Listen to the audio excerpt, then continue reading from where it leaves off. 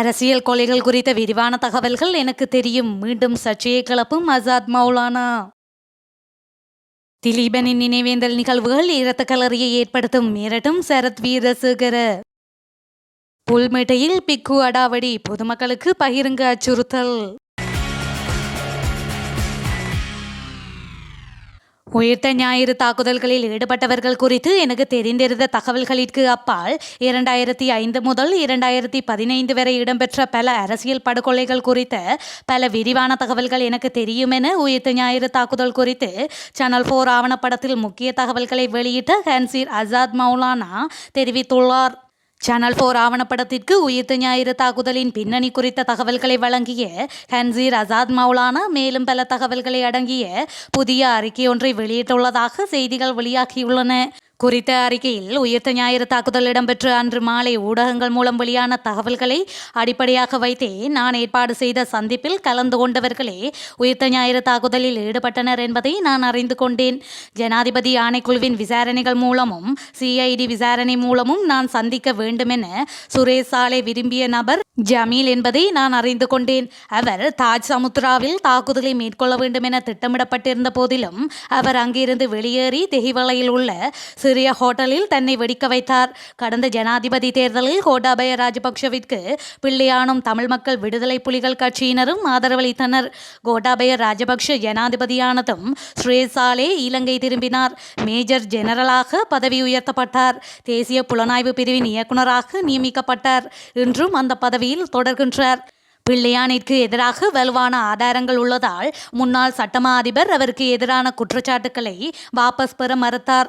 2020 August மாதம் 5ஆம் தேதி பொது தேர்தல் இடம்பெற்ற வேளை பிள்ளையான் தொடர்ந்தும் சிறையிலேயே இருந்தார். பொது தேர்தலின் பின்னர் பிள்ளையான் என்னையும் தனது சகோதரரையும் சுரேஷ் சாலேவை சந்திக்குமாறு கேட்டுக்கொண்டார். கோட்டாபய ராஜபக்ஷவும் தற்போதைய அரசாங்கமும் எவ்வாறு பதவிக்கு வந்தனர் என்பதை மறக்க வேண்டாம். தன்னை விடுதலை செய்யாவிட்டால் அதற்காக கடும் விலையை செலுத்த வேண்டியிருக்கும் என தெரிவிக்குமாறு பிள்ளையானங்களை கேட்டுக்கொண்டார். சில நாட்களின் பின்னர் சட்டமா அதிபர் மட்டக்களப்பு நீதிமன்றில் பிள்ளையானிற்கு எதிரான வழக்கை விலக்கிக் கொண்டார். உயிர்த்த ஞாயிறு தாக்குதல்களில் ஈடுபட்டவர்கள் குறித்து எனக்கு தெரிந்திருந்த தகவல்களிற்கு அப்பால் 2005 முதல் 2015 வரை இடம்பெற்ற பல அரசியல் படுகொலைகள் குறித்த பல விரிவான தகவல்கள் எனக்கு தெரியும். டிரிபோலி பிளட்டுனே இந்த படுகொலைகளில் பலவற்றை செய்திருந்தது. இது இலங்கை இராணுவத்தின் புலனாய்வு பிரிவின் இயங்கிய இரகசிய கொலைக்குழு. முதலில் இந்த குழுவிற்கு மேஜர் பிரபாத் புலத்வட்ட தலைமை தாங்கினார். அதன் பின்னர் கேர்னல் சாமி குணரத்ன இதற்கு தலைமை தாங்கினார். அவ்வேளை இராணுவ புலனாய்வு பிரிவின் தலைவராக செயற்பட்ட மேஜர் ஜெனரல் கமால் கருணாசேனவின் நேரடி கட்டுப்பாட்டின் கீழ் இந்த பிரிவு செயற்பட்டது. பின்னர் இவர் இராணுவ பிரதானியாக பதவி உயர்த்தப்பட்டார். இந்த குழுவினர் கோட்டாபய ராஜபக்ஷ பாதுகாப்பு செயலாளராக பணியாற்றிய வேளை அவரிடமிருந்து நேரடி உத்தரவை பெற்று செயற்பட்டனர். யுத்தத்தின் போதும் அதன் பின்னரும் பல அரசியல் படுகொலைகளிற்கு இந்த குழுவினரே காரணம். பத்திரிகையாளர்களின் படுகொலைகளுக்கு இவர்களே காரணம். குறிப்பாக இவர்களே முன்னாள் நாடாளுமன்ற உறுப்பினர்கள் ஜோசப் பரராஜசிங்கம், நடராஜா ரவிராஜ் போன்றவர்களின் கொலைகளுக்கு காரணம். மேலும் லசந்த விக்ரமதுங்க, சிவராம், நடேசன் படுகொலைகளுக்கும் டிரிபோலி பிளட்டுடனே காரணம். கிழக்கு பல்கலைக்கழக துணைவேந்தர் பேராசிரியர் ரவீந்திரநாத், ஊடகவியலாளர் பிரகீத் எக்னலிகோட ஆகியோர் காணாமல் போனமைக்கும் டிரிபோலி பிளட்டுடனே காரணம். இராணுவ புலனாய்வு பிரிவினரும் தமிழ் மக்கள் விடுதலை புலிகள் அமைப்பினரும் இணைந்து செய்த படுகொலைகள் குறித்து மேலும் பல தகவல்கள் என்னிடம் உள்ளன. அவர்கள் செய்ததை நான் ஏற்றுக்கொள்ளவில்லை.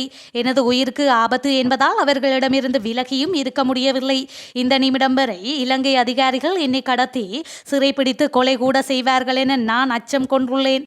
உயிர்த்த ஞாயிறு தாக்குதல் குறித்து விசாரணைகளை மேற்கொண்ட ஜனாதிபதி ஆணைக்குழுவும் நாடாளுமன்ற தெரிவுக்குழுவும் சூத்திரதாரிகள் குறித்த உண்மையை வெளிப்படுத்த தவறியுள்ளன எனவும் குறிப்பிட்டுள்ளார்.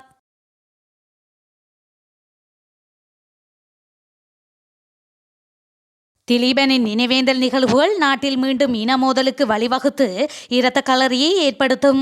தடை செய்யப்பட்ட விடுதலை புலிகளை நினைவேந்தும் இப்படியான நிகழ்வுகளை தமிழ் அரசியல்வாதிகள் உடனடியாக நிறுத்த வேண்டும் என மிரட்டும் தொனியில் நாடாளுமன்ற உறுப்பினர் சரத் வீரசேகர சாடியுள்ளார். இது தொடர்பில் அவர் மேலும் தெரிவிக்கையில், வடக்கில் திலீபனை நினைவேந்தும் நிகழ்வுகளுக்கு தடை உத்தரவு பிறப்பிக்குமாறு கோரி மாவட்ட நீதிமன்றங்களில் காவல்துறையினர் மனுக்களை தாக்கல் செய்திருந்தனர். எனினும் வடக்கில் உள்ள மாவட்ட நீதிமன்றங்கள் அந்த மனுக்களை தள்ளுபடி செய்து திலீபன் நினைவேந்தல் நிகழ்வுகளுக்கு அனுமதி வழங்கியுள்ளன. வடக்கு நீதிமன்றங்கள் இப்படியான கட்டளைகளை தான் வழங்கும் என்பது எல்லோருக்கும் தெரிந்த விடயம். எனினும் காவல்துறையினர் தமது கடமைகளை உரிய வகையில் செய்து வருகின்றனர். வடக்கிலும் கிழக்கிலும் காவல்துறையினருக்கு சவால் விடும் வகையில் தமிழ் அரசியல்வாதிகள் செயற்பட்டு வருகின்றனர். அவர்களை திருத்தவே முடியாது. திலீபனின் நினைவேந்தல் நிகழ்வுகள் நாட்டில் மீண்டும் இன மோதலுக்கு வழிவகுத்து இரத்த கலரியை ஏற்படுத்தும் என்பதை தமிழ் அரசியல்வாதிகளிடம் தெரிவித்துக் கொள்கின்றேன். தடை செய்யப்பட்ட விடுதலை புலிகளை நினைவேந்தும் இப்படியான நிகழ்வுகளை தமிழ் அரசியல்வாதிகள் உடனடியாக நிறுத்த வேண்டும் என்றும் கூறினார். உயிர்த்த ஞாயிறு தாக்குதலுடன் இடம்பெற்ற சதி திட்டத்திற்கு கர்தினால் மெல்கம் ரஞ்சித் ஆண்டகையும் பயன்படுத்தப்பட்டுள்ளதாக சமூக ஆர்வலர் ஷெஹான் மெலேகா கமகே தெரிவித்துள்ளார். இணைய ஊடகம் ஒன்றில் இடம்பெற்ற கலந்துரையாடல் ஒன்றில் கலந்து கொண்டு அவர் இதனை தெரிவித்தார். அத்துடன் இந்த தொடர்பை உறுதிப்படுத்தக்கூடிய ஆதாரங்களும் தன்னிடம் இருப்பதாக குறிப்பிட்டுள்ளார். இந்த சதி திட்டம் குறித்து கர்தினாலுக்கு தெரியாது என்றும் திட்டமிட்டு ஒரு குழுவினர் அவரை இதற்கு பயன்படுத்தியதாகவும் அவர் கூறினார். புல்மோட்டை அரிசிமலை பகுதியில் முஸ்லிம் விவசாயிகளுக்கு சொந்தமான காணிகளை அபகரிக்கும் முயற்சியில் அங்குள்ள பெனாமுரே திலகவங்க என்ற தேரர் ஈடுபட்டு வருவதாக தெரிவிக்கப்படுகின்றது. இந்த நிலையில் கடந்த வெள்ளிக்கிழமை குறித்த தேரர் அவரது சகோதரருடன் அந்த பிரதேசத்திற்கு சென்று டோசர் இயந்திரங்களை கொண்டு காணிகளை அபகரிக்கும் முயற்சியில் ஈடுபட்டுள்ளதோடு அட்டகாசம் செய்துள்ளார். இதன்போது எதிர்ப்பு தெரிவித்தவர்களை அச்சுறுத்தும் வகையிலும் பௌத்த பிக்குவும் அவரது சகோதரரும் செயற்பட்டதாக தெரிவிக்கப்படுகின்றது. இதேவேளை புல்மோட்டை அரிசிமலை பகுதியில் இராணுவத்தினர் மற்றும் கடற்படையினரின் ஆதரவோடு புதிதாக பௌத்த விகாரை ஒன்றையும் குறித்த பிக்கு அமைத்து வருவதாக குற்றம் சுமத்தப்படுகின்றது. கடந்த வெள்ளிக்கிழமை புல்மோட்டை பகுதியில் உள்ள புல்மோட்டை இலக்கம் 1 கிராம அலுவலகர் பிரிவில் உள்ள 6 முஸ்லிம் குடும்பங்களுக்கு சொந்தமான விவசாய காணிகளை டோசர் இயந்திரங்களை கொண்டு அபகரிக்கும் நடவடிக்கைகளில் குறித்த பிக்கு ஈடுபட்டுள்ளார். இதனை அறிந்த காணி உரிமையாளர்கள் தமது காணிக்குள் சென்று அத்துமீறல் அபகரிப்பு செயற்பாடுகளில் ஈடுபடுவதை நிறுத்துமாறும் காணிக்கான ஆவணங்கள் தம்மிடம் உள்ளன என்றும் பாரம்பரியமாக தாம் விவசாயம் செய்து வரும் நிலங்களை விட்டு வெளியேறுமாறு எதிர்ப்பு தெரிவித்துள்ளனர். இதன்போது டோசர் இயந்திரத்தோடு அப்பகுதிக்கு வந்து அபகரிப்பு நடவடிக்கையில் ஈடுபட்டிருந்த பௌத்த பிக்கு இந்த பகுதி பௌத்த விகாரைக்கு சொந்தமான பகுதி என்று தெரிவித்ததோடு இந்த காணி வர்த்தமானியில் பௌத்த விகாரைக்கான இடம் என அடையாளப்படுத்தப்பட்டுள்ளது என்றும் கூறியுள்ளார். எனினும் காணி உரிமையாளர்கள் இது தமது பூர்வீக காணி என தெரிவித்து தமது எதிர்ப்பை வெளிப்படுத்தியுள்ளனர். இதன்போது டோசர் இயந்திரத்தின் சாரதியான பௌத்த பிக்குவின் சகோதரர் சம்பத் என்பவர் டோசர் இயந்திரத்தின் முன்பகுதியால் காணி அபகரிப்புக்கு எதிராக தமது எதிர்ப்பை வெளிப்படுத்திய பெண்களை மோதும் விதமாக அச்சுறுத்தியுள்ளார். அவ்வேளை டோசர் இயந்திரத்தின் முன்பகுதியால் மோதுண்டு காணி உரிமையாளரான சம்சுதீன் சுலைகா என்று 42 வயது பெண் காயமடைந்து வைத்தியசாலையில் அனுமதிக்கப்பட்டுள்ளதாக தெரிவிக்கப்படுகின்றது. அரிசிமலை பௌத்த பிக்குவின் ஆதரவில் பல்வேறு பௌத்த பிக்குகள் இணைந்து குச்சவெளி பிரதேச செயலகர் பிரிவில் தொடர்ச்சியாக தமிழ் மற்றும் முஸ்லிம் மக்களுக்கு சொந்தமான காணிகளை அபகரித்து பௌத்த விகாரைகளை அமைத்து வருவதோடு பௌத்த விகாரைகளுக்கு சொந்தமான காணிகள் என பல நூற்றுக்கணக்கான நிலங்களையும் அபகரித்து வருகின்றனர் என அப்பகுதி மக்கள் குற்றம் சுமத்தி வருகின்றனர். கனடாவில் செயற்பட்ட காலிஸ்தான் ஆதரவாளர் ஹர்தீப் சிங் நிஜாரின் கொலைக்கு பின்னால் இந்தியா இருப்பதாக கனடா குற்றம் சாட்டியதை அடுத்து கனடாவுடனான இந்தியாவின் ராஜதந்திர உறவுகள் மோசமடைந்துள்ளன.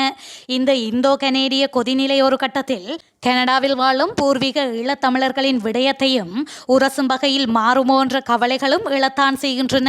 குறிப்பாக கனடா மீதான வெறுப்பை கொண்டுள்ள ஸ்ரீலங்காவின் சிங்கள கடும்போக்காளர்கள் இந்த விடயத்தில் தந்திரோபாயமாக இந்தியாவுடன் நெருங்கி நிலைமையை கனேடிய ஈழத்தமிழர்களுக்கு எதிராக பயன்படுத்தக்கூடும் என்ற நிலை இருக்கின்றது.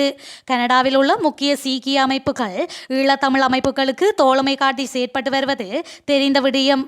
ஸ்ரீலங்கா அரசாங்கத்தின் தமிழர்கள் மீதான போர்க்குற்றங்கள் மற்றும் மனித உரிமை மீறல்களுக்கு பொறுப்பு கூறப்பட வேண்டும் என்ற நிலைப்பாட்டில் கனேடிய சீக்கிய செயற்பாட்டாளர்கள் உள்ளனர்.